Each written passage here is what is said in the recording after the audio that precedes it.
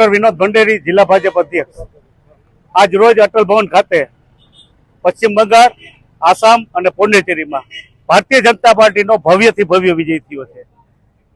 એકમાં ડબલ સદી બંગાળમાં, આમાં સેન્ચુરી આસામમાં, અને અહીંયા 30માંથી 23। આ જીત અમારા ડોક્ટર શ્યામા પ્રસાદ મુખર્જીએ જે વિચાર બંગાળમાં આપ્યો હતો અને જનસંઘની સ્થાપના કરી હતી, અને તેથી જ એ વિચારનો આજે મૂર્તિબંધ થયો છે। એટલે ડોક્ટર શ્યામા પ્રસાદજીને પણ યાદ કરવા પડે। સાથોસાથ નરેન્દ્રભાઈની વિકાસની રાજનીતિ, અમિતભાઈની ચાણક્ય નીતિ અને નીતિન નમીનજીનું સંગઠનના માર્ગદર્શન હેઠળ પૂરા ભારતમાં અત્યારે વિજય થઈ રહ્યો છે।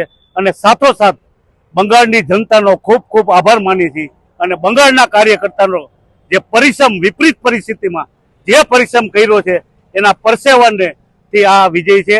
અને બંગાળની જનતાએ નરેન્દ્રભાઈ, ભારતીય જનતા પાર્ટી અને રાષ્ટ્રવાદની રાજનીતિમાં જે વિશ્વાસ મૂક્યો છે એ બદલ ખરા હૃદયપૂર્વક એનો આભાર માની છે।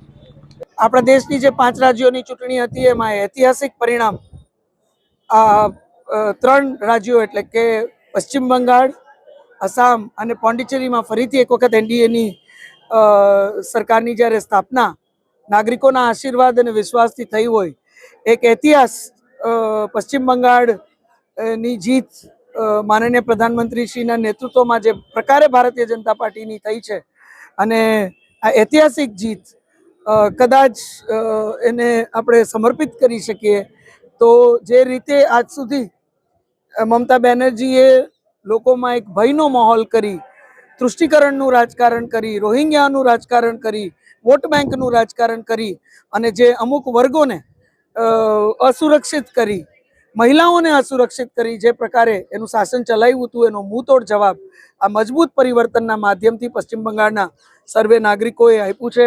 આસામમાં અને પોંડિચેરીમાં પણ મોદી સાહેબના નેતૃત્વમાં એનડીએને પુનઃ સ્પષ્ટ બહુમત પ્રાપ્ત થઈ છે।